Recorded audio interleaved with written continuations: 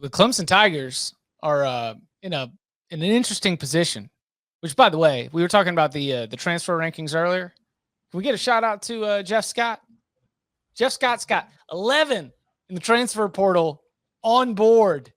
That is the number one transfer team, according to the 24/7 Sports Transfer Portal team rankings. Your South Florida Bulls. Among them, 3 former Clemson Tigers are transferring into the USF program. Joe, the very talented wide receiver from Canada, being one of them. But the Clemson Tigers, they opt to promote internally. Brandon Streeter's your new offensive coordinator. We're going co-defensive coordinators with Wes Goodwin and Mickey Kahn, both taking over. Some of the assistant roles have shuffled. Todd Bates picks up assistant to the head coach while he maintains to be defensive tackles. The special teams get shifted. Safeties coach gets shifted. It is a true belief by Dabo Swinney in what he's got already in that building, as opposed to trying to go out and recruit somewhere else. But looking at the landscape of the ACC, they are not number one in the ACC. That would be the North Carolina Tar Heels. Clemson checking in at number 2. Florida State was in that number 2 spot, no longer without Hunter.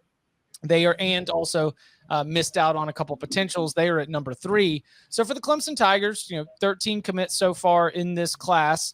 Is there any real concern, or do you have any real reaction to the way that Dabo has played this from a hiring standpoint, or the roadmap that he's laid out to get Clemson back to ACC championship status? I mean, he sure is sticking to his guns, right? Did you see his quotes today? I did. It's total chaos right now, Swinney said. Tampering galore, kids being manipulated, grass is greener and all that stuff, as opposed to putting the work in and graduating. There's no consequences. So now you got agents and NIL tampering and you have no consequences. No consequences equals no conscience. There's no reason for pause, no barrier for young people, like nothing. Education is the last thing now. Look, Dabo can say that, but he still has to evolve and adapt. And the transfer portal is a part of college football right now. Name, image, and likeness is a part of college football right now. Hell, Jimbo said it today. NIL has been going on for quite a while. On Feinbaum, he said this, that we just didn't talk about it. I don't think Clemson is on the verge of falling apart. I really don't. This is just one class. However, this class will set them back in terms of chasing Georgia and Alabama and Ohio State, and if A&M throws another one on this thing next year, potentially A&M, right? Because their hit rate has always been so high, they don't take a whole lot of guys. Like their number of signees are lower than normal.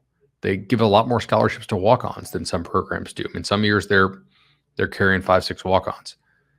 I think this class will hurt them some. And the guys they lost, Dalen Everett, obviously Jahad Campbell, some of those dudes are really good players. And we'll see what they can do. But their numbers are just, they're very low this year. They have 13 commits. You almost have to go hit the portal. Otherwise, are you really going to bring in a class of just 13? That seems, I don't know, not great. I think that they will. And him saying that the portal's going crazy isn't necessarily the old Dabo Swinney, we're not going to use the transfer portal. Right. I believe that, out of necessity for depth, you're going to end up entertaining some of those positions. And look, there are players in the transfer portal who are probably interested to come see what's up at Clemson. I mean, you don't have that much success and not be a little attractive. But I do think that there is 2 things that are happening at once. Number one, Clemson's giving up ground to Alabama, Georgia, and you've got this group behind that is going to start catching up to you. North Carolina, Miami, probably not with this class, but in the bigger picture, I would say Miami with Cristobal and the investment that we're talking about. Florida State's got a lot of soul searching to do after this dramatic day, but I would say that in general, you are looking at an ACC that you're not going to just have under your thumb. I mean, heck, on the field next year, Sam Hartman, by the way, is going to be back for the 2022 season. I think that NC State and Wake Forest are going to be a threat to Clemson. I don't think that they'll lose to both of them, But I think that when we look at that Atlantic division, it could be another scenario where we enter November and there's 3 teams all with a shot to maybe represent that division. So I think that for Clemson, it is a fascinating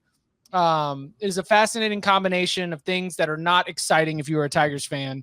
That both you are sort of dropping back from that upper tier of college football, while also seeing some programs behind you in the ACC load up in the efforts to catch you.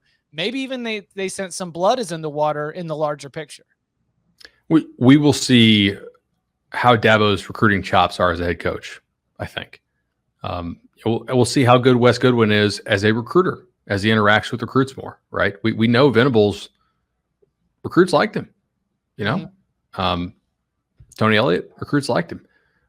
Some of this is going to be on Dabo to try and recapture it, and it's just one class, and they're already looking okay for next year. So I don't want to people shouldn't freak out about this. Oh, but it's so much fun to freak out. But you do it 2 years in a row, right? And we start to kind of take you out of that national title favorites conversation. You start to go into more of the if everything clicks conversation. They could do it if they get quarterback right conversation, as opposed to hey, they're so damn talented. They're legitimately going to be one of those 4 teams we pick for the national title every year, like we did this year in our draft. Yeah, Are you so shocked from this year that Clemson is not on that list of 3 teams that you consider for a national championship at the beginning of 2022? Who's quarterbacking for A&M? Who's quarterbacking for Georgia?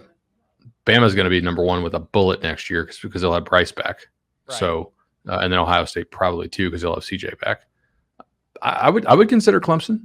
You just got to get the offense fixed up a little bit. The defense was still really damn good. Year 3, Brian Brzee, he'll be back and healthy after Miles Murphy.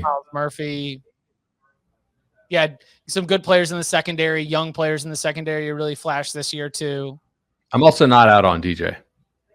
I mean, I think the physical talent's still there. He had a little step back this year, obviously. But I'm not fully selling on that. Yeah, I paint all that, and I paint all that doom and gloom. But I think that it's also maybe it is my overreaction. It is my overreaction to what has become like a reversal of what was just almost a straight line up, right? I mean, the rise of Clemson football is something that you and I have seen like up close and personal in our time covering this sport. And so now I start to see it going the other way. I'm probably jumping a little bit too quickly on the other side of that. You may be right. I'm more, I guess, of a sample set guy. And I don't want to be well actually here. Hey, like Bud said, they're out, and then next year they go sign a top 4 class. But it's certainly, it's concerning that their numbers are this low, and they didn't take a bunch of scrubs, obviously, but 13 is 13. That's a very low number. So if they want to get right, they kind of have to go pretty heavy portal.